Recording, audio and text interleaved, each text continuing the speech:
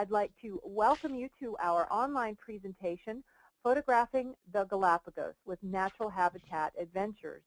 And we are delighted today to be joined by head naturalist Eric Rock, who's been leading adventures for Natural Habitat Adventures since 1999. Eric's role as NatHab's head naturalist not only allows him to lead a wide range of adventures around the world, but also to play an essential role in improving existing trips and developing new ones. Eric is also an expert photographer and is here today to cover the highlights of the Classic Galapagos Photo Adventure. So you couldn't be in better hands, and Eric, I'll turn it over to you. Welcome. Thank you, Lee. Hey, welcome everybody. It's good to have you here. Boy, the one thing as a naturalist and a guide, I'm used to seeing people's faces. So the webinar thing has given us an opportunity to talk and discuss things, primarily from my point of view. So I apologize about that. I like to be able to see faces and see how people are responding to what I talk about. So this is kind of a new venture for me. I've done a few of these webinars, but it does give me a chance to talk, and that's a good aspect to it. And today I get to bring a couple of my passions together for you guys, talk about photography, travel, and natural history travel, especially into one of the best places in the world to go for natural history or nature photography, and that's the Galapagos Island. So there's a few things I want to talk to you about today, and what I'm going to do is maybe do a quick introduction to the Galapagos Islands. Some of our travelers, some of our listeners today may have already been to the Galapagos. That's excellent, and after going, you may have realized, you know, hey, I want to go back. I want to do this from a photography point of view. That's great. For those who haven't been there, I'd like to give you a little bit of a background to what the islands are. Not cover in natural history in too great a depth today. We'll leave that for the guides and the learning process as we go through the travels and through the actual trip and destination. But give you an idea of what makes the Natural Habitat Adventures Classic Photography Expedition to the Galapagos so unique. And then, you know, cover aspects like the guiding, our adventure vessel that we use in the Galapagos, as well as go through an example of the itinerary, how it's set up. And we do have, I did take this example of an itinerary from our, we have an opening right now for our May 11th departure. So I'm using that itinerary as our departure itinerary that I'm going to be discussing today. So again, I'll give you a little bit of an idea of what makes this trip so unique and how Natural Habitat does it in its way. It makes it very unique. Why do it as a photographic expedition, and then go through an example of the itinerary for you, and then kind of round it all up at the end. So let's go ahead and see if our slides advance okay. And you know, most people here are probably familiar with the Galapagos. Back in the 60s, most people in the world became familiar with the Galapagos Islands with a series of different films that came about showing the uniqueness of this place. It's a small archipelago of islands created by volcanics off the coast of Ecuador, almost 600 miles off the coast of Ecuador. And it's a very large. Give you an idea of scale there. If you were to draw a line kind of diagonally through the islands from up there in Darwin Island all the way down to San Cristobal, you're probably somewhere around 160 miles to give you an idea of distance there in some respects for the main archipelago there. And it depends on how you measure. It might be a little bit more, a little bit less. But again, if you take a look up here in this small little map, and this is, again, not the most important map to be realized, but just to set things up.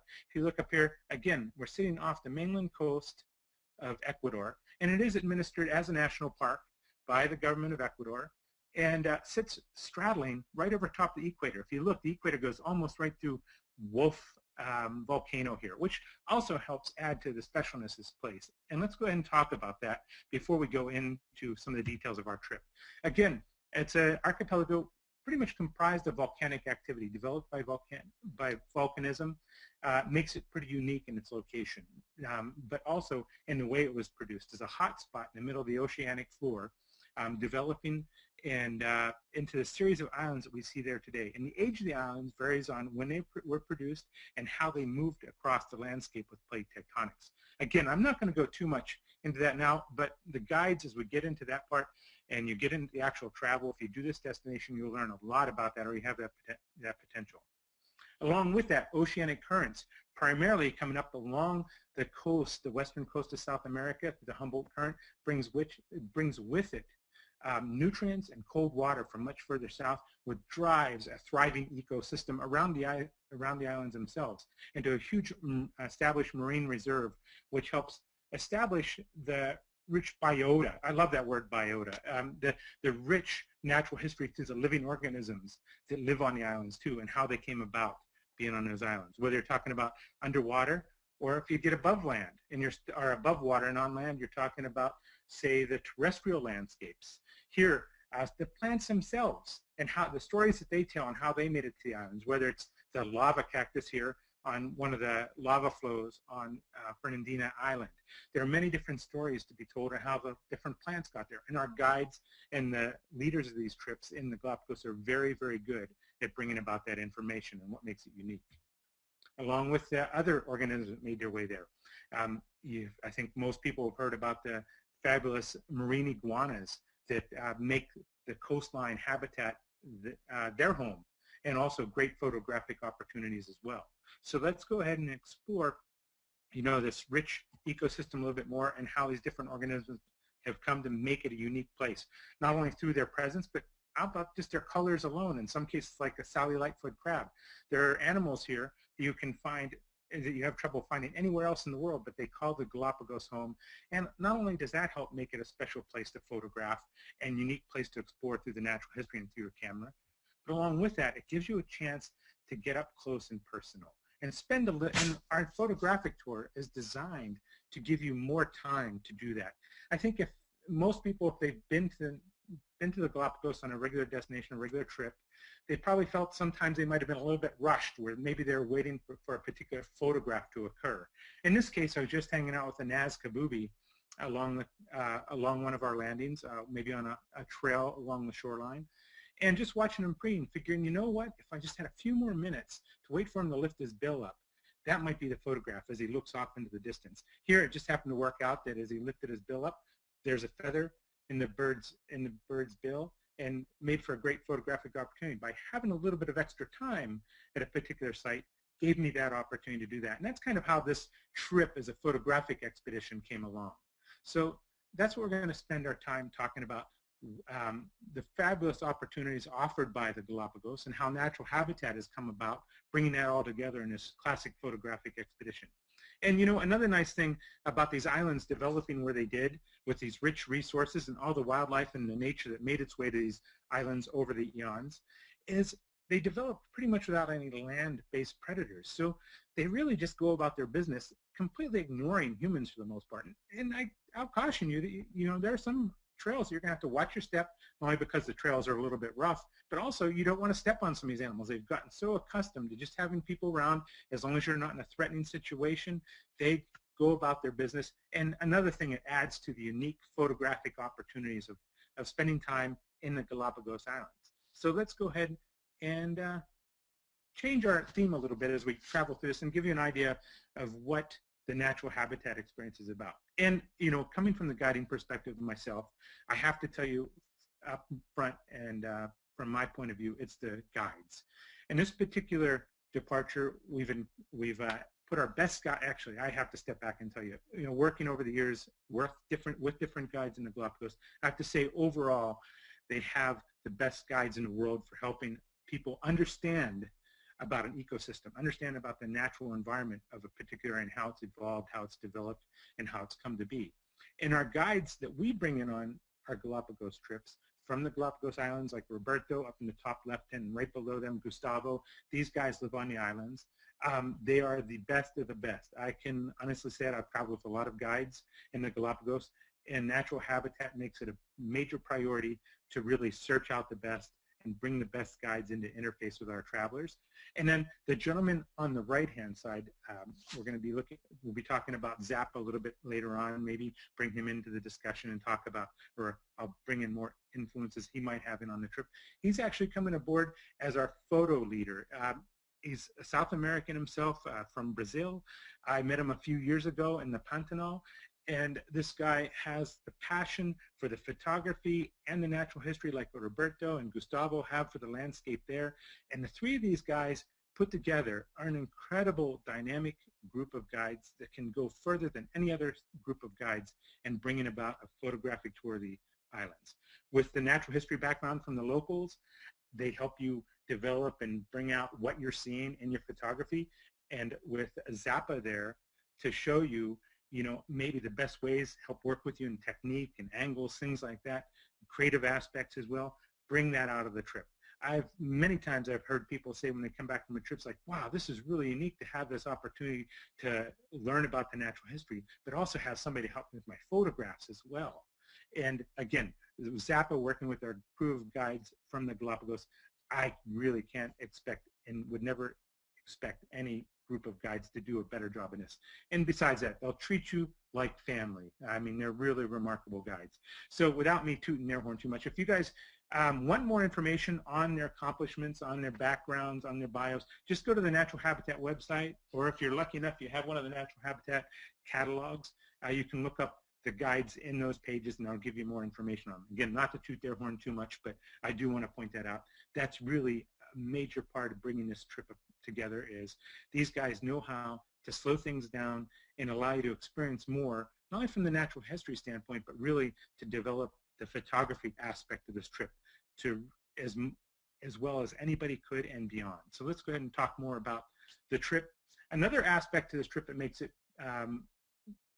probably one of the best ways to do the Galapagos Islands is the choice of a vessel.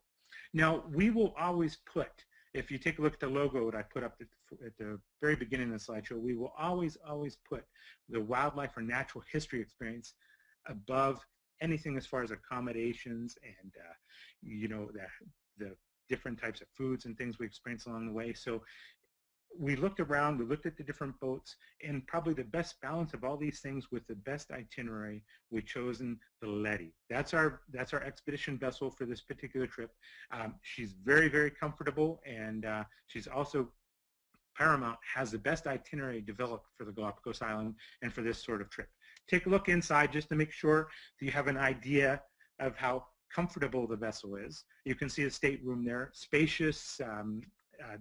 It's also set up for twins in this particular vessel with her size and the way she's set up. I believe she can even do a few triplets if you were to need accommodations like that. Well, anyways, it could be set up as twins or as a double like this, as well as triples. Very comfortable. A crew, I want to say the Letty's crew last time I was on her had a crew of about 10. She takes normally 19 to 20 people. For this departure coming up in May, we're looking at 19 travelers on this vessel. And if you want to take a look down at the left, you can see the dining room. The food is prepared fresh. Everything is well taken care of. I have never, ever heard of somebody coming back from this trip or any of the natural habitat trips saying they didn't get enough food, that's for sure. I'm a firm believer that a well-fed photographer is usually a pretty good pretty good and more creative photographer. So that's also a nice added feature as well, is you're going to be pretty well taken care of in the nutritional department as well. Plenty of snacks, drinks, things like that. And the crew are very good at taking care of you. And we wouldn't be able to do this trip without such a good crew. And then thirdly, associated with the vessel, the observation deck up on top. It's very rare that I spend time inside the stateroom on the ship when we're cruising. Most of the time, myself and the other guides and many of the travelers are up on the observation deck up on the top during the day, watching for wildlife encounters, and that comes in very crucial. It's also a great platform for photography too. There's a few days where you might want to be up there for sunrise. Great place to be photographing from. So let's go ahead and move on. We've talked a little bit about the boat, the itinerary being paramount. I've shown you some of the details in the vessel as far as the staterooms, the dining room, and also the observation platform. But again, I want to make sure that you know that it's really about the itinerary. We've got, and I think that once we get into the itinerary here a little bit, you'll see exactly what I'm talking about. So but before we head out to the islands, there's another part to natural habitat that I think is very special. And actually anybody going to, or if you've been to Ecuador, our kicking off point for the trip is actually Quito, an absolutely beautiful city.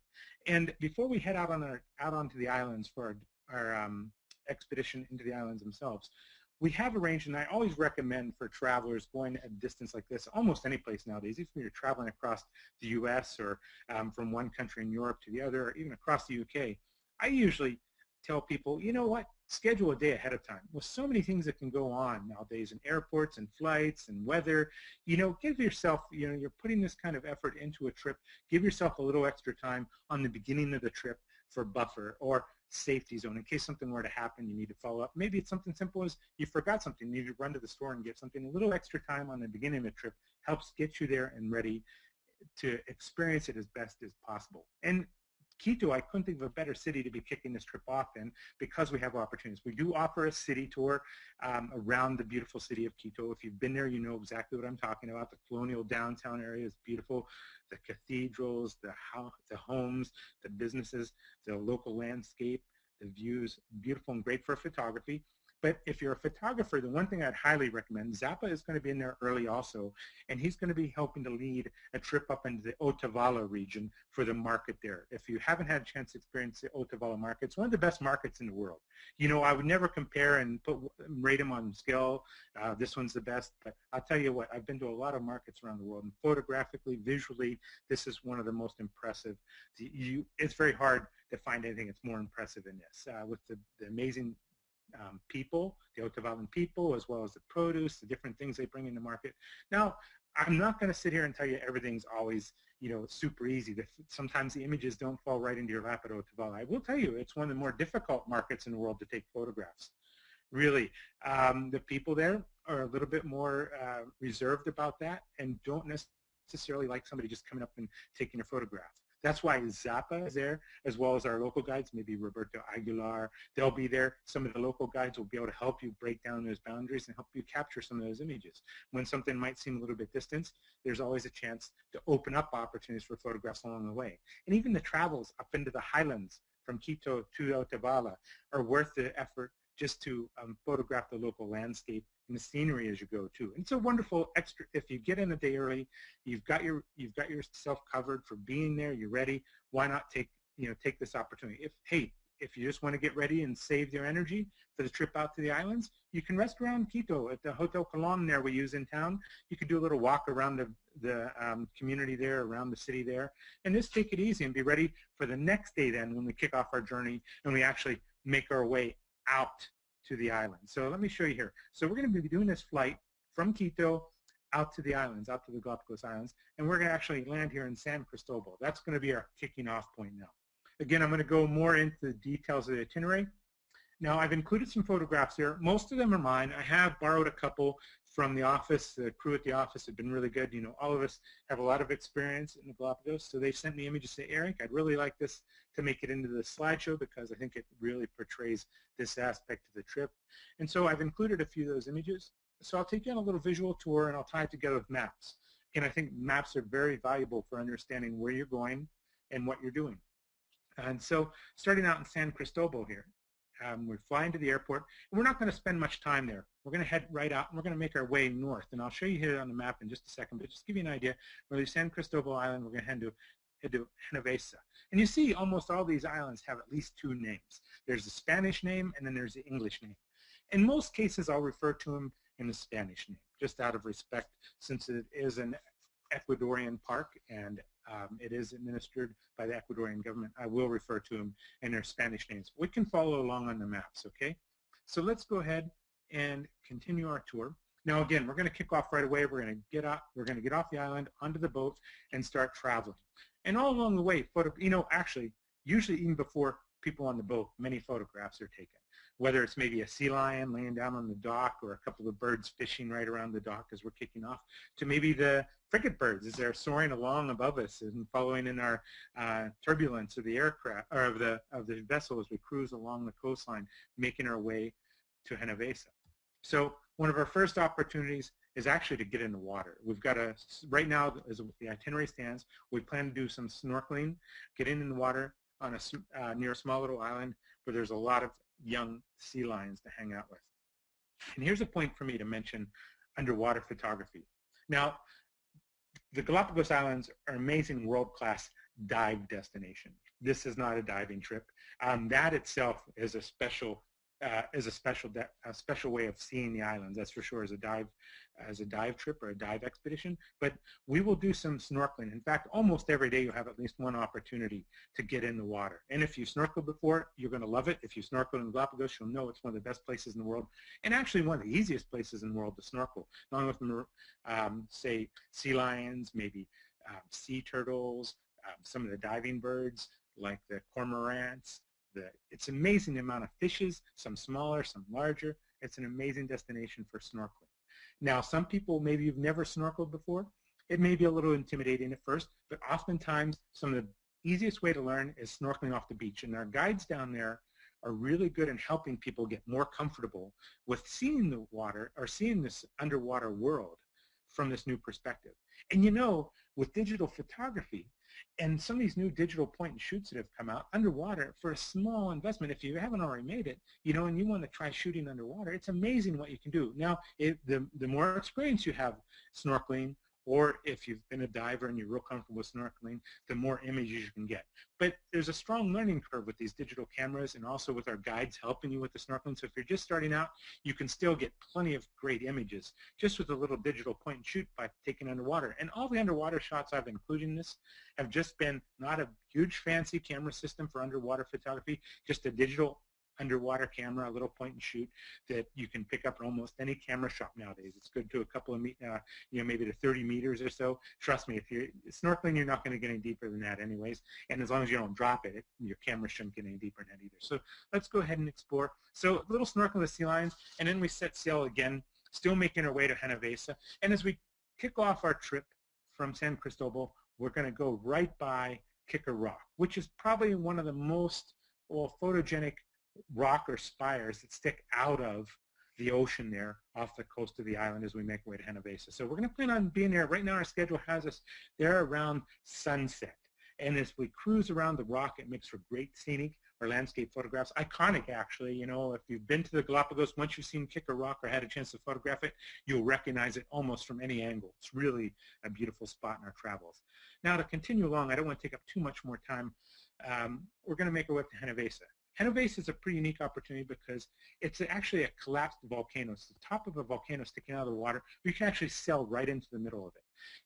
And there's some of my favorite landings. Not every itinerary goes this far north.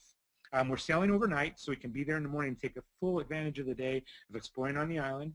Now, this is a picture of a trail in the Galapagos. It's not on Genovesa, so I apologize about that. But I didn't want to point out the worst trails. Some of the trails are pretty rough and rugged with the lava boulders and rocks, and some of them are fairly easy.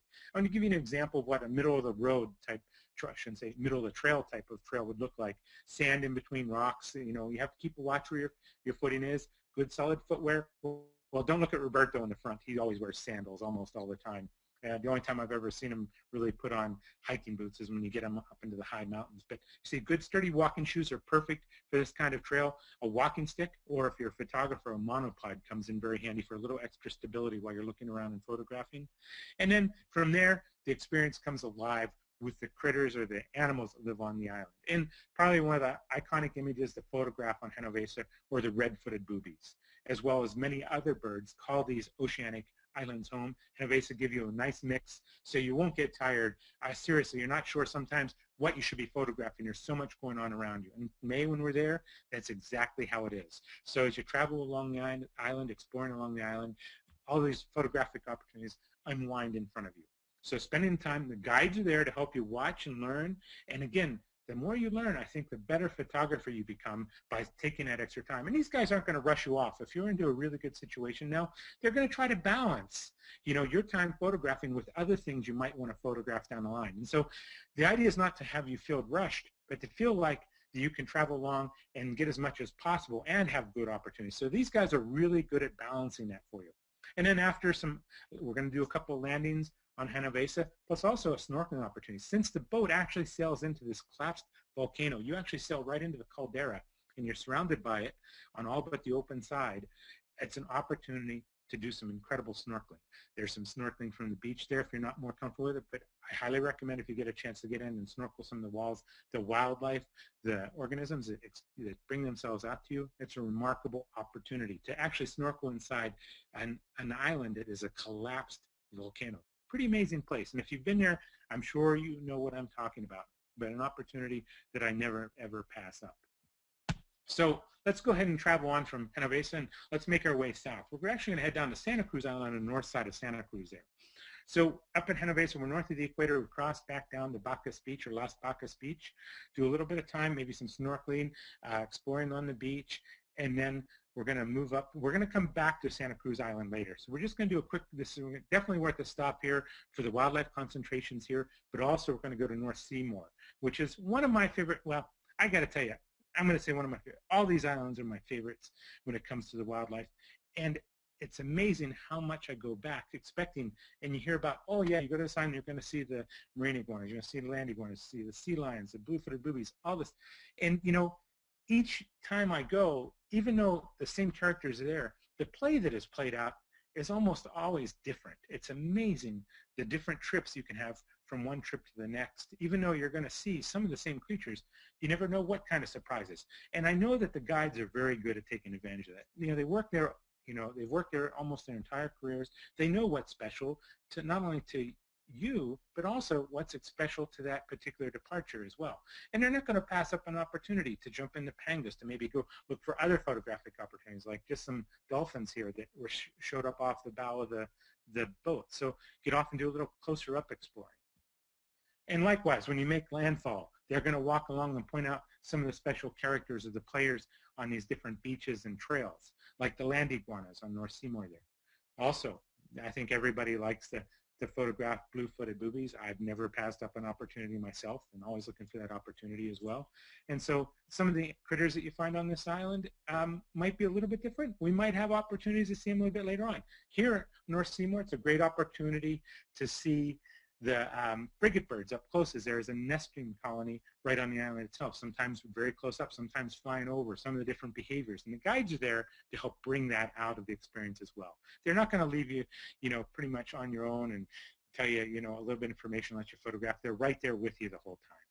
So now from, again, traveling on, because we've got a lot to cover in a little bit of time, I don't want to feel rushed, but I also want to take you through the whole itinerary here and then talk a little bit more about some things afterwards. So leaving North Seymour here, and I'll bring you back. So first day out of San Cristobal, Genovesa, down past Bartolome, Bacchus Beach, North Seymour, and now we're going to make a nice long overnight sailing out here over top the north part of Isabella. We're going to cross back. We're going to slightly, remember, with Wolf Volcano here, we're going to cross right up over top the equator again, go up around, and probably sometime in the morning you'll wake up somewhere off the northern part of Isabella here. And it's a great place to wake up because of the ocean, the potential for large marine mammals, and just the scenery for sunrise in that area. So then we'll make our way down, and our first landing of that day is a special landing on the north side of Fernandina, which with a lot of new players, as well as some great opportunities from some of the different characters we've seen in other parts of the islands too. So let's go ahead and talk about that. Again, waking up in the morning, you're out in the deep part, there's a nice trench there. It tends to attract a lot of attention from the marine mammals feeding there. Here, just a bride's whale feeding off the coast of Fernandina there. So we're always on the lookout, and the guides will come down and tell you and scramble. If you aren't already up on top of the observation deck, they'll come hunt you down and let you know we've got some sightings to be paying attention of. And then once we make landfall, some of those characters we might have seen earlier, maybe we were in the water with the sea lions and on our way up to Genovesa, now's a chance to maybe spend some time with them on land. So if you're looking for a different type of background, maybe you have them on a sandy beach, maybe it's time to photograph them with a rocky background. Opportunities for different settings abound as you travel along through the Galapagos here. And also, the marine iguanas. This is a great place for marine iguanas. Sometimes they're stacked on top of each other to take advantage of the warming sun. So, you know, I have to say, I have yet to get tired of photographing these guys as well, and there's new ways of photographing them, and I'm always looking for new ways. That's a remarkable thing about these photo destinations, is sometimes you might be standing right next to another photographer, and I get to look over their shoulder and look at what's coming up on their screen and see, wow, that's amazing. We're standing right next to each other, but your photograph is so different than mine. You've had this opportunity, you just saw it a little bit different than what I did, and you explored it a little bit differently. And that's what keeps it exciting for me. Not only the animals, but the ability to go on these trips with different travelers and experience this through their mind, through their camera, through their lenses. So let's go ahead and talk a little bit more. You know, all along the way, we're going to see different characters, different species of birds. One of my favorites, the oyster catchers. This particular beach is a good place to be looking for these guys too and make for great compositions. Now, most people say, well, Eric, you know, what's your biggest lens you take out to the Galapagos? You know, not to talk too much about gear or anything like that, but I like to tell people, you know, 70 to 200 millimeter lens is probably my favorite lens to take to the Galapagos, but on occasion I might take a 300, like a smaller 300, something I can pack around easy. It doesn't have to take up a whole lot of space, and that's another nice thing about photographing in the Galapagos.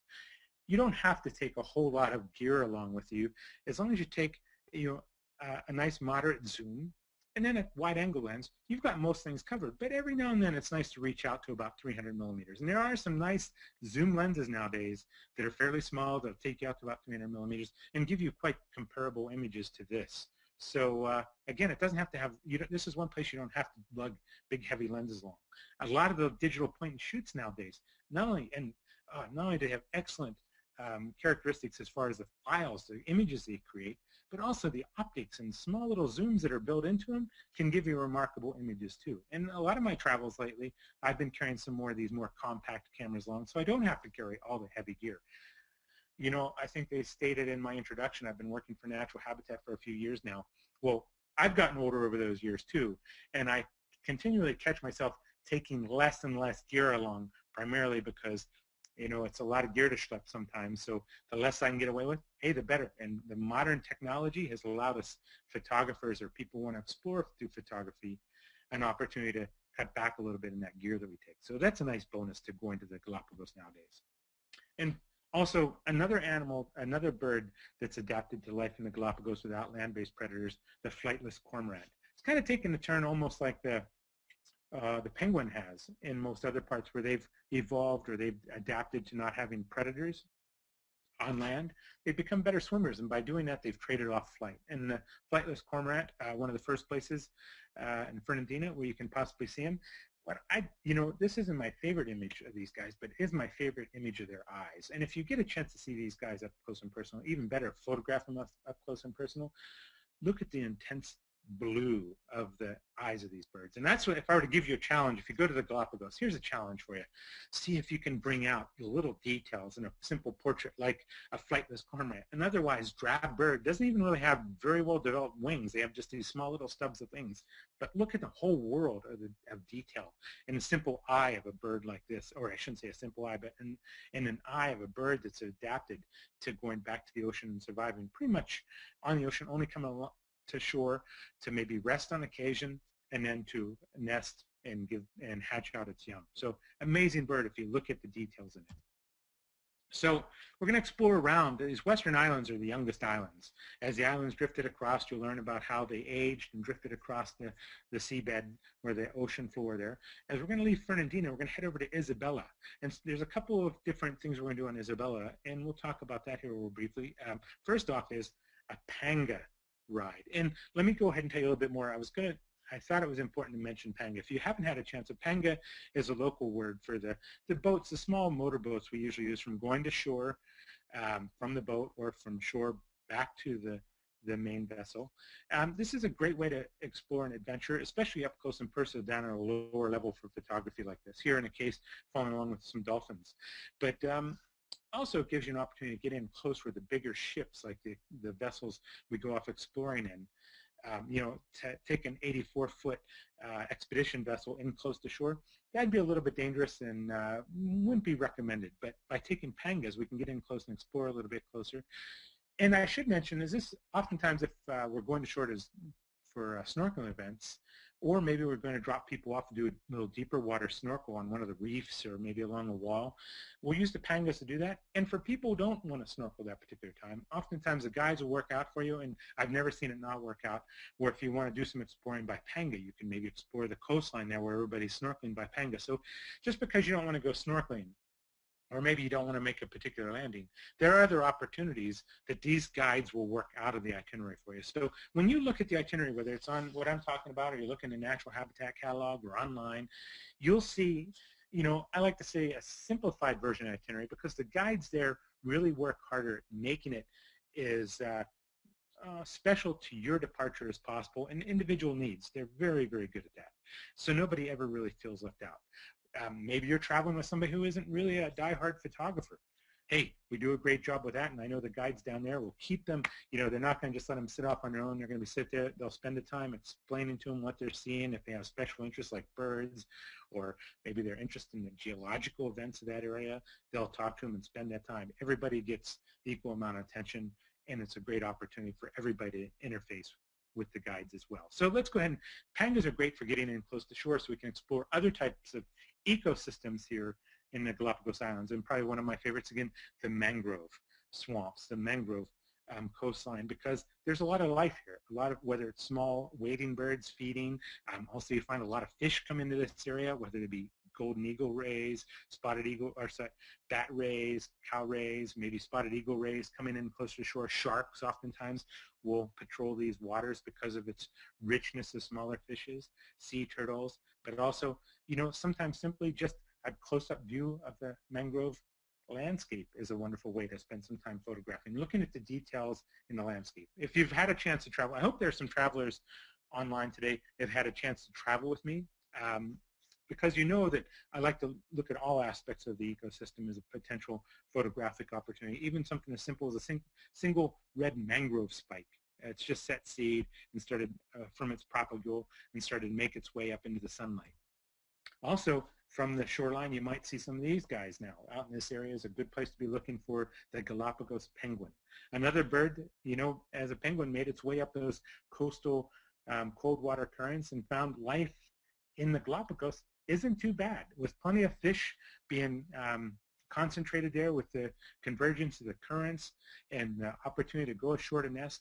This is a great place to see Galapagos penguins in photograph. And I never get tired whether it's above water or if I'm lucky enough to see them below water in one of our snorkeling opportunities in the area. I'm always keeping my eye out, and I know that the guides are always keeping their eye out for these. And, you know, I'll tell you what, I've got a million pictures of penguins from around the world, and I never ever get tired of photographing penguins either. What an incredible creature to explore the natural world through, but and a bird that lives primarily in the water and most of the time underwater as well.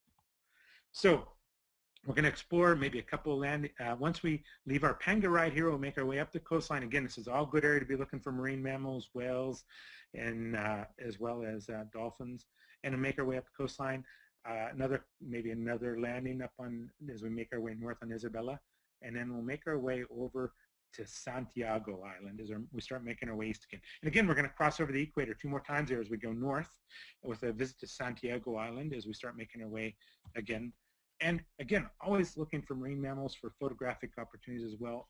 It's very rare that I take a break from the observation deck, and I know that the guides will always be looking out for you for this opportunity. So, and it is our boat that we've chartered. It's there for us to use, and the captains are very good at making sure that, you know, we take any opportunity like this to explore with the main vessel, or again, like I said, the guides, if they can, it's a safe opportunity. They can even pull the pangas out and take you out for a little closer look. Now, remember I mentioned that there are certain players, certain characters, certain aspects of the landscape you can always count on in the Galapagos from when you go from one place to the next. I don't want to rule out the opportunity for serendipity, and I put this slide in because it reminded me to talk about how flamingos, you know, when I first went to the Galapagos, I don't believe I even knew that flamingos existed in the Galapagos, and they're harder to find. They're probably one of the rarer animals to find in the Galapagos, so I got to put that out front and tell you that. And also, they're probably the shyest of all the birds, where most of the birds, sometimes you're stepping around them or over them on some of the trails, or maybe you're pulling the Zodiac right up to shore next to them. The flamingos, on the other hand, are probably, you know, the more difficult ones to find. And on an opportunity, you might. I remember that one trip into Santiago, we saw a group fly over and land right where we were making our shore landing for that afternoon. So it provided this opportunity to photograph them. So the point here is, you know, even though the itineraries you can count on certain things, what's nice is to be open up for that serendipity, those things that happen and occur. And our guides are really good at helping facilitate that with our itinerary. And that's, again, one of the reasons why I think our itinerary is so good. Is not only do we cover all these hot spots, but it gives us some flexibility there as well. So from Santiago, we're going to make our way back down to Santa Cruz Island, which is the main concentration of people. Santa Cruz Island is probably the most populated island in the archipelago now, but it's definitely worth a stop for a couple of different things. Another aspect to what makes our trip to the Galapagos so special is our opportunity to not only go up into the highlands, we have an option of actually staying overnight in the highlands. Here, the highlands are much different, much more lush, much green. In some places, you'll feel like you're in a rainforest. Here, an opportunity to photograph a vermilion flycatcher. There are other birds, like some of the Darwin finches we don't see earlier on in the trip, we might have a chance to see here. But a chance to get up closer with some of the more lush vegetation as well and explore close up with the camera. But also, if people are interested, we have an option of visiting and staying the night at our tortoise camp up in the highlands. And it's a remarkable opportunity to, here's the little like tree houses we have set up around the property. And then we also have some, for people who don't like the steps, we have some tents that are on platforms above the ground, but only a couple of steps, much easier for some people to get into and out of. And so you get a chance to explore the highlands and actually stay overnight off the boat, gives you a night off the boat to explore around, and also to be in the presence of some of these amazing tortoises and photograph up close and personal. And you know, I don't know of any other itineraries now that are ship-based that give you this opportunity. So here's a chance to spend some time on land. And if it's an optional, but I highly recommend it, especially for the photographic opportunities for the photography destination. It's very comfortable, and it's a very unique way to spend some time on the island. It's highly recommended. I've never missed out on an opportunity yet. And also in the highlands, there's also the potential for exploring a lava tube. With the volcanics of the islands, leave back natural history features in the landscape like lava tubes. Here, you know, a lot of people will tell me, Eric, should I take a tripod to the Galapagos? Again, this is a little bit more of a gear question, but I'll put it out there. You know, if you're comfortable using a tripod, I would say yes. They're especially for certain photographs, maybe low light evening from one of the islands, or in this case, you know, actually taking a camera into a lava tube, setting up for a long exposure. Something that's very difficult to do otherwise. Most times I tell people that aren't comfortable with tripods, monopods probably the way to go for most of the island photography where you're out walking around, exploring around on the islands, because they're much more portable and easier to move around and make for a great walking stick as well. So let's go ahead and explore some more. So we'll spend the night on Santa Cruz, a little bit more time the next day. And you know what? We're going to start making way because we're going to head from Santa Cruz Island here down to Santa Fe Island, this little island just off to the southeast, more east. Okay. And there, it's a much different island. You're going to be amazed. Much lower, much drier. As you're closer to the ocean there, it's not as large. It doesn't have the high peaks to grab the moisture coming off the cold South Pacific or the cold Pacific Ocean there. So it's much drier. This is the place of the Puntia cactus. One of my favorite landscapes to photograph because it's so surreal. It really is. Different times of the year. In this particular case, this is a little bit earlier in the year than our May departure, but a little bit more color on the ground. But it's a great opportunity not only for the plants, but also some of the birds we might see there as well. You know, and we might have other opportunities to photograph, say, a Galapagos hawk unique to the Galapagos Island. You might see it on a different island. But this is one of my favorite places to photograph these guys. So I'm always on the lookout for not only, you know, a chance to photograph a particular bird, but maybe in a particular destination or particular background. And again, with Zappa being there and Roberto and Gustavo, these guys are going to be really open to helping you bring that out and giving you time to develop those opportunities. But again, they don't want you to miss out on anything as well. So these guys are really good at balancing that. Now, another little, I put this particular picture in here to remind myself to mention, again, you'll have opportunities to photograph, multiple opportunities to photograph certain creatures like some of the boobies, some of the sea lions, the marine iguanas, the tortoises, but I take every opportunity for trying to explore new angles. And if I could give you one little photo tip from this, whether you go on a natural habitat trip or you book on and do another destination another time, the one thing I'd recommend you taking if you really want to make your images that much more dynamic is get yourself some knee pads. You know, nothing expensive, just go out to Target or your local hardware store and get maybe $3 or $4. I think they're about $3.99 a set of knee pads from the athletic department, sometimes in the hardware store. Get yourself a set of lightweight knee pads because even on the sand, you'd be surprised getting down low and level with some of these animals that are much, you know, less than 12 inches off the ground. If you're to put your knees in, I'm telling you, I've aged over the years.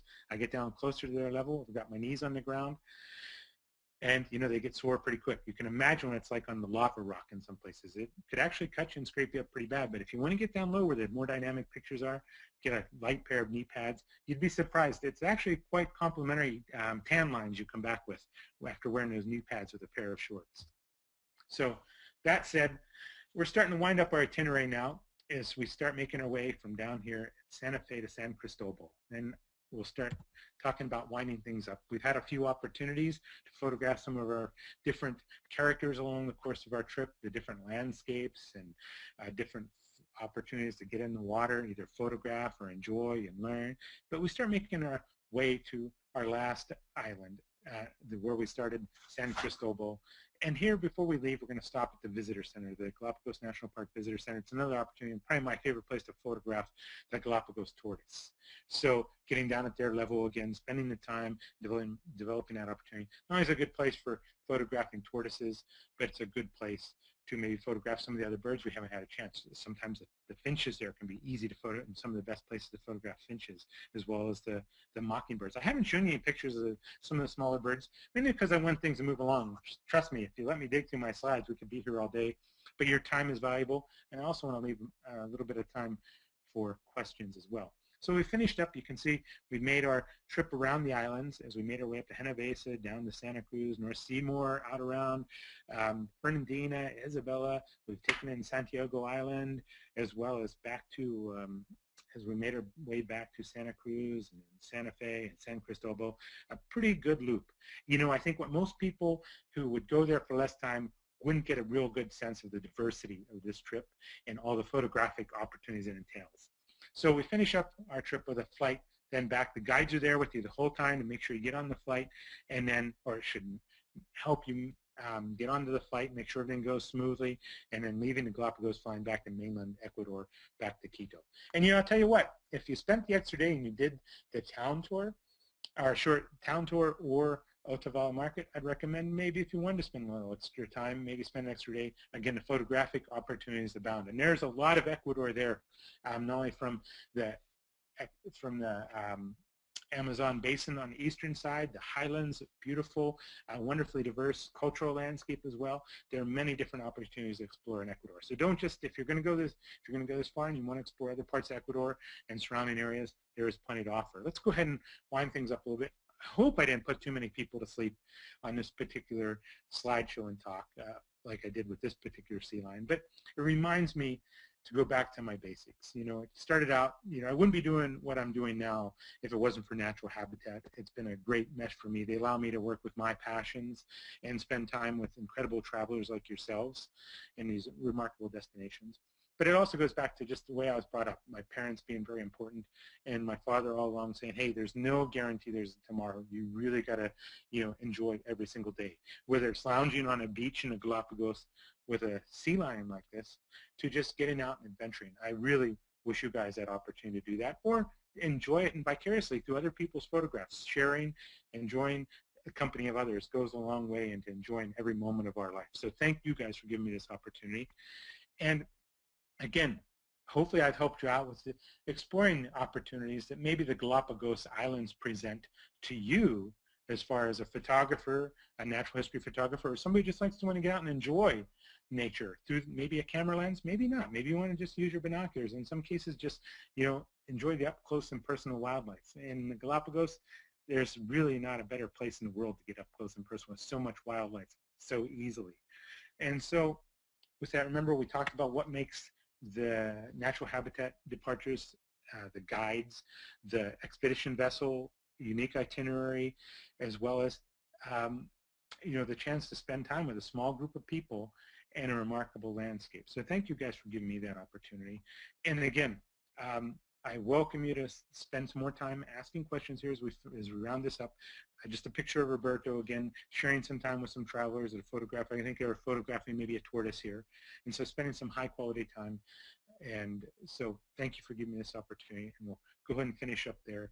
And I just want to make sure I know that we have a May departure for the classic photographic expedition coming up. I think that runs May 11th to May 21st. So if you're interested in that, I know we have a couple of spots on it. I was talking to Jennifer O'Gara today, and she's been helping me out all along the way with this particular departure, and she's been a big part of making it happen. So we do have times. If you have questions like that with the departure and things, don't be afraid to give the office a call. Look us up online, naturalhabitat.com. And yeah, I'm looking forward to talking some more, hearing some questions. So, and by the way, I got to thank Megan Lee for helping me out on the other aspects, on the technical aspects of the webinar. So with that, let's go ahead and open up to questions. Okay, thank you guys. All right, Eric, thank you so much. Gosh, okay, I'm just going to read you this comment and then we'll move into questions from Melanie. She says, this webinar is fantastic. Eric's excitement is contagious, and the photos make my heart pound, and the accommodations look lovely on board. So, well done. Who said that? That's from Melanie. Oh, I thought you said my mother. That sounds like something. Thanks, Melanie. So Melanie also had a question about something on board, and so I think we'll ask a few questions about the Letty, and then we'll move on to more general questions. She wondered if there are wetsuits on board. Yes, you know, I did not mention that, but we have all the snorkeling equipment. Myself, you know, if I get comfortable with things like that, you know, most of the time I take my own wetsuit. Although the ones on the Letty are excellent.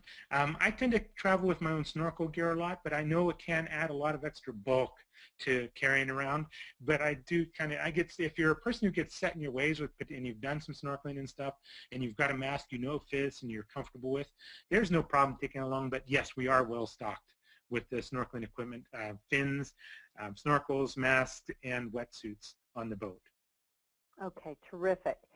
And a question from Eileen. How large are the staterooms on the Letty? Are there suites, or are they all the same size? They're all about, you know, calling into the office, they could probably, or online, there's our in the catalog. I don't know the exact dimensions. They aren't suites. It's a little bit more conservative of a boat than that. To have suites, I'd say you're up in a higher luxury line. And this is a nice, comfortable balance between size and group for a smaller group, and the ability to have this unique itinerary. So I wouldn't say we're quite that fancy. We don't. It would be nice to have that, absolutely. But the way things balance out, I think you know, I wouldn't say they were suites, but they're quite, you know, they're quite sizable. I'm usually a person that gets claustrophobic fairly easily. I've never had an issue in these rooms, but I couldn't give you exact dimensions. But either online or catalog or calling in the office, the crew there would be able to give you a hand for more specifics. I apologize about that. Okay, that's no problem. Here's another question about in the dining room. Are there any tables and chairs in the dining room, or is everything booths? That particular vessel, I think they're all booths, but again, that'd be another good one for asking the office too. I haven't been on the Letty since the last time she's gone in the dry dock to see if they've done any modifications. So and they do change things like this. I wouldn't be afraid to call into the office and talk to one of the adventure specialists. That'd be a great way to get, if you haven't had a chance to start that communication, it'd be a great way to start that communication. Okay, good. Thanks. All right, let me ask you a few general questions about the Galapagos, and then we're going to move into some photography-specific questions. Sounds good. So Eric had a question about how many visitors visit the islands each year. Oh, that's a great question. You know, I almost thought about, you know, talking more about that. And, you know, we could do forums on visitation. Right now, it's a unique time to be going to the Galapagos because with the way that the Park Service has set up their itineraries, now each boat has a designated itinerary. So they divided up the visible sites, the actual sites. And, you know, to make a long story short, the park has just made a major effort through doing some surveys, both, you know, on-the-ground surveys and working with boats and visitors and their experiences. They've divided up all the visible sites, all the places you can go on the islands, and divided them up so the boats all have complementary itineraries to some degree with certain sites that they can visit. So they've cutting back on the crowding. The last numbers, and this is a really kind of a loose thing, but, you know, to give you some idea of numbers, there has been a major change, and I'm glad this question got brought up because it's something I like to talk about. The number of visitors from the 1960s were somewhere in the low couple of thousand. And through 1985, it increased to about, you know, somewhere around 20,000 people. But the last real survey done around 2006, it put numbers somewhere between 100 and 120,000 visitors during the season. Now, probably half of those lately have been Ecuadorians visiting and doing more land-based tours out of the few little places that they can visit on land, like going into Santa Cruz Island, staying there on the island, exploring around. So the number of boats are limited to about 84, 85 different permits for boats that can operate in the Galapagos. So it hasn't really been capped. The thing that has been an issue lately is bringing in larger and larger boats. That's why with Natural Habitat, working with a local, environmentally sound company and chartering with a boat like the Letty has given us an opportunity to keep things small with the select itinerary. We don't have to worry about the crowd so much, but numbers are always going to be an issue, and the Park Service has helped really now this is a great time to go because they've changed it with the permits and the way the itineraries work, that you see less of that crowding when you're out on these itineraries and exploring the landscape. So numbers are important, and again, we could do forums on this, and there are forums out there, and I would encourage you to get online and look at some of these numbers. With that said, tourism has been the aspect to the Galapagos landscape that has saved this unique place in the world. Without tourism, most people, and I've talked to past directors of the national park there, they'll tell you, even though we put these issues out front, like the number of people who visit the islands, we put that out front as a negative impact. There's a tremendous positive impact to tourism in the Galapagos, and most people believe the Galapagos wouldn't be there as we see them today if it wasn't for tourism. So, and that said, again, I tried to cover a lot in a little bit there, and I would encourage you, it's a great question and a lot more to be explored there. So thank you. Great, thank you. Now let's talk for a minute about the weather. Yvonne wrote, I noticed that your departures are in October, November, and she's wondering what the weather is like during that time. But then there were other people that just wondered about general temperatures and when the best time would be to travel. There's no bad time to go to the Galapagos. I can honestly say that I've been there all times of the year. There's no bad time.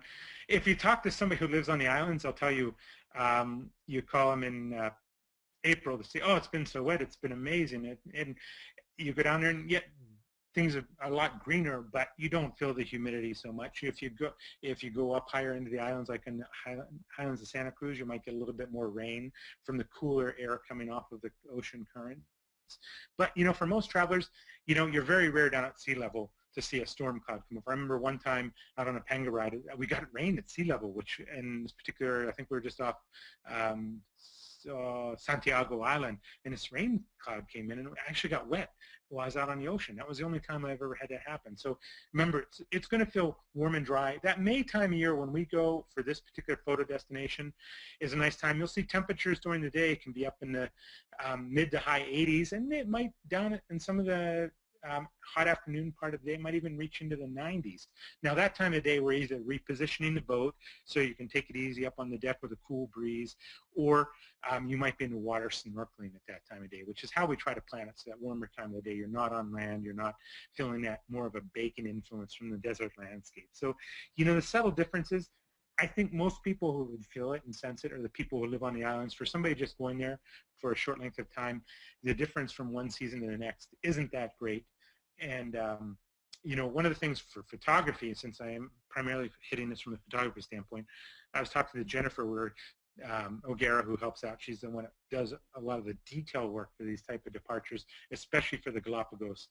And she knows this destination even more than I do from the logistics side. We're talking about how wonderful the light is that time of year because it tends to get a little bit more hazy.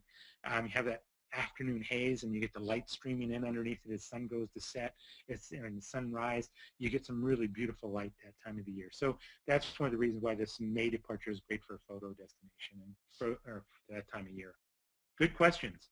Yeah, for sure. Okay, well, I just want to comment that I know we're coming up on the top of our next hour. We have a lot of questions still, so I think we'll keep going a little bit. But if anyone needs to leave, we did record today, and that will be up at the Natural Habitat Adventures website in just a few days. So not to worry if you have to leave. You'll be able to pick up where you left off with the recording.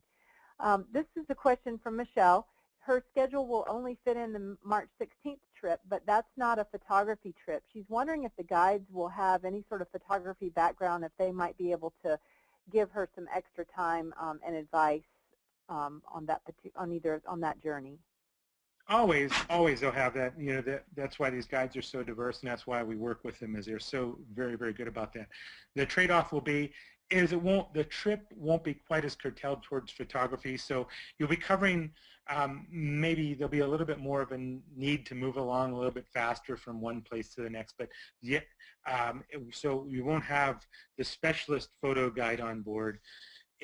But the itinerary will feel a little bit different, primarily because of the way they'll cover things. Maybe a little less time visiting certain sites, and then moving along to make sure that they talk more about the natural history and spend more time up close and personal with the natural history. But yes, it should be fine. Again. Okay. Great. A question from Melanie about the digital camera option for underwater photos. Her sound cut out. She didn't hear exactly what you said about your recommendation for underwater.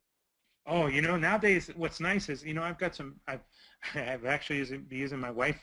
I've been using my wife's underwater camera for most of my last trips because I used to carry an SLR in a in a underwater housing and all that stuff. And there was a lot of gear, and boy, it became quite labor intensive to carry this stuff and deal with it. So now I just use my wife's little point and shoot, but she's got a nice little Panasonic. Almost all the camera manufacturers, Canon, Panasonic, all these make a little underwater point and shoot camera.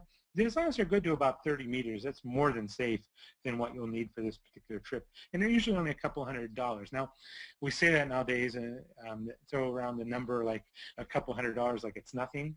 But to get into this a few years ago, before digital photography and underwater technology developed to where it is, you'd be spending thousands of dollars for a comparable image quality in a situation like this. So, to make it, what I would like to do for people, or I'd like to mention for people who want to do underwater photography is, you don't have to make it so serious, and you can have fun, enjoy what you're doing, and now you have an opportunity to bring some pictures from it. For before, you either had to invest all your interest in getting those underwater photographs, and it was very intensive and really drew away from the experience of the underwater sightseeing is what I call it. And this is a way to grab some images while you're doing it. So good question again. Good. And so people are curious about, you talked about, using your wife's point and shoot for underwater. People are curious about what equipment you carry with you and use. It's funny. I've set some of my stuff out here around me on the desk today just to remind myself. I really like shooting. I like shooting with a moderate zoom telephoto. Again, the zooms nowadays, or if you'd asked me, 15, 20 years ago, if I would have relied so much on zooms, not as much, but, somewhere in that 70 to 200 range. There's a lot of cameras that have lenses that are equal if they're already built in somewhere in that range. But even a 70 to 300 range for a zoom is nice to go with. I tend to like wide-angle lenses too. I have very little between the 40 to say 70 range. Even though photographers are starting to discover that, and nothing wrong with it, the Galapagos are a great place to also work on the wide range and take photographs with a wide-angle lens. And again, a 35 millimeter equivalent, like on a full-frame sensor camera, that's somewhere down the 35 or lower, 35, 28, 24 is wonderful lens. 24 millimeter lens is a wonderful lens to get up close and personal with the wildlife, the different aspects of the landscape for dramatic pictures in the Galapagos where you can get up and close and personal. I remember one photographer, I won't mention any names, who shared with me in one of his trips. There's another guide actually doing a photo trip in the Galapagos. His photo bag got lost on the way down to the Galapagos, and all he had with him was the camera that was around his neck. He had a 24 millimeter lens on. He said it was the most freeing experience not to have to worry about all the gear and just walk around with one lens all the time, and it forced him to work a little bit closer and everything. So again, I want to put some effort to talk about gear, but at the same time, it's one of those places that nowadays we don't have to worry too much about carrying a lot of kit around with us like that. And I tend to favor wide aperture lenses, so my cameras and stuff my camera lenses tend to be fairly heavy, wide aperture like 2.8. But nowadays there's one with the digital technology, there's a lot of f4 lenses that are a lot lighter weight and easier to carry too, which I wouldn't hesitate to take with me. Okay. Gigi's wondering what she would need to bring to keep the battery charged on her camera. You know what? Just a regular, don't remember exactly what the plugs are in the LEDI. I want to say that they're just a regular type of plug.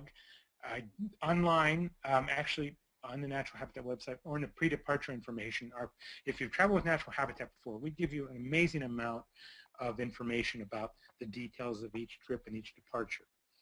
And sometimes maybe at one vessel, if it's not the LEDI you're on, if for some reason we're using a different boat for a particular trip, there may be different plugs, and that'll be in the pre-departure information. But there is power on board. Oftentimes with those vessels, they're designed so you can just plug a regular plug into them and charge right in your room. That's the nice thing about it. And sometimes there's power strips outside the rooms in the common areas. There's also video monitors if you want to play back images. One of the nice things is on a photo trip is the guides can tailor their talks to photography and help you, like learning how to use things like histograms, how to, adjust your ISO for appropriate situations, again, maybe a little processing information, things like that. So there's a lot of information that can be gleaned from the photographers on this trip and shared with the photographers. So it's kind of a team effort that way. And again, the ship is set up for that with the plugs, with the ability to charge like that, as well as maybe playing back some of your images on the video monitor on the ship itself, doing lectures, talks, things like that. I like to look at when I'm on these trips, I like to look at other people's work and see how they're shooting. That way at the time say, wow, geez, yeah, see what you did here with this iguana. Here's another idea. I saw, where I went to this. Next time we get to a spot, why don't we try something a little bit different? And then I know the guides will go even a little extra distance when you get to that spot, and it's time to develop that opportunity to help you along with that as well. So there, how's that for a creative way of taking something like a little plug question and drawing it out into a more unique answer to this particular type of departure? That's excellent. So I'm going to ask you just 2 more questions here, and then I think we'll wrap it up. These are general questions. Lots of people want to know about the food and wine on board. So can you give us a couple of comments about that? Yes. The food, I tell you what, I'm not, it's funny with all my travels, you'd think I'd be an exotic eater. I'm not. The food is very, the crew on the boat know that most North Americans, there are a few people who like to explore outside their more normal palate. They tend to make most meals very acceptable to a North American palate, but they often use local food, often local fishes, and they keep as much local as possible, so it helps in with the local economy from the small little villages on the couple of islands that do have communities on them. So they help to try to keep as much local as possible and keep down that footprint associated with bringing in as much as possible, and then again spreading the wealth around I shouldn't say wealth, but spreading the money around the local community. So there'll be some local opportunities as well. Sometimes you'll have some of the local dishes, and even when you finish up right up to our farewell dinner, even in Quito, it's at a really nice traditional Ecuadorian restaurant. They have a traditional fare as well as more North American type of meals as well. So I've never seen anybody really go hungry on this particular trip. And thinking about the potato soup that they prepare there with a little slice of avocado always gets me. It's getting to be, I missed my lunch here so far. That question made me hungry. I forgot all about lunch until that one. So good question. Hopefully that answers. All right. Yep. So we'll move from food and to packing, and we'll make this our last question. Questions about what type of warm clothes and or rain gear should be brought, and whether there's a baggage weight allowance. Yeah, you should always be concerned about weight. It's primarily the airlines. You don't have to worry about on the boat. Anytime you travel with natural habitat, and this will go back a step, soft-sided duffels go a long ways. Like for instance, when you get into your, I'm not concerned about, as long as you're, the weight restrictions, I don't think are any different from Quito to the Galapagos than say your flight from wherever your originating city to Quito would be. So whatever the airline says, it's pretty much the weight, which you can fit a lot, more than enough. This is one place where you don't need a whole lot of gear. This thing I would worry about is if you have a big bulky suitcase, when you get into your room, it may be a little bit more difficult. Now they have some places down in the lower part of the vessel where they could store a bag, but a soft-sided duffel, you roll it up and throw it in one of the cupboards, one of the cabinets. It's out of your way for the whole trip. That's the nice thing about this. Once you get on the boat, you can put all the things in the drawers, settle in, and you're in for the rest of the destination, the duration of the trip. And so along rain gear lines, yeah, if you're, which I highly recommend going up into the highlands in Santa Cruz, if you're going to get a drenching type of rain, that's where you're more likely to do it, because you're going up higher in elevation. When you go up higher in elevation here, that's here it catches the clouds and catches the moisture, the rains. And if I ever put one on, it's usually almost always up there. Sometimes maybe if you're coming back from a snorkeling opportunity, you might have a towel wrapped around you in the boat, but you don't have to worry about it being too cold. A light fleece jacket is pretty much all you'll need on the boats. Now, up in the highlands, a little heavier fleece is nice if you're going up into Otavalo. And during the day, because you're right on the equator there, during the day, even at that elevation, you've gone up I want to say Otavalo is at least, between 8,000 and 9,000 feet. Boy, my memory isn't serving me too well on that one. But it could be a little bit cooler early in the day. But at that intensity on the equator, the sun, if it comes out at all, which it usually does, it usually warms up pretty quick. So at the most, a fleece jacket, like the Natural Habitat, here's a little plug for the Natural Habitat website. Go on there. There's great resources, not only for information about the trip, like the plug question, in the different types of tables and things on a particular vessel, but also our gear store. You can talk to any of our crew in the office, the adventure specialists, and it can point you towards some of the coats and stuff that work out really well, especially lightweight rain gear, warm fleeces, things like that. And you know, I have to say, I mentioned the pre-departure briefing the Natural Habitat sends out with its people who sign on for our departures. It's an amazing amount of work and information that goes into these pre-departure briefings. And consistently, when I look through the evaluations, so many people make comments about how this helped them get set up and ready for this particular type of adventure in this particular time of year. Great resource to be looking at, and you can have it. That's one of those things. Once in a while, I find somebody who maybe saved that pre-departure briefing for the trip to read it on the airplane. I'd say, no, that'd be a bad idea. I read it ahead of time. I read them for all our trips before I go out on them. And it's amazing how much it reminds me, oh yeah, I got to remember to take this on this particular trip, because over the years I've forgotten as I've gone from one destination to the other. But again, a little plug in for all the consistency and work that goes into pre-departure information that Natural Habitat sends out. We get extremely high marks from our travelers for getting people prepared for a trip if they make sure they go through the information, talk to our adventure specialist. And for a lot of the photo trips and stuff, if there's specific questions with photo gear, then Natural Habitat will route your questions to me, and I'll often either, I like to call people and talk to them one-on-one, or if I can't, maybe they'll send out a quick email or something. So we try to get back with all those questions if people are going on an adventure with us. Okay, great. So thank you. All right. Again, good questions. Yep, I said this was the last question, but so many people have typed in about sea conditions and whether it's calm or choppy or whether people are going to get hey, no, those and are great questions. Those are great, absolutely. You know, there's so much to cover in a short little slideshow, and I have, you know, I have my notes here. I could show you my little cards, but I have one. And when it comes to motion sickness, I have a little card here. It says seasickness. That's one of the things that I don't like to bring up. And you know, I've had cruises that it's usually not very rough. That's the wonderful thing about being close to the equator. There's a lot of interesting things you'll learn about being on the equator as you're traveling around the equator.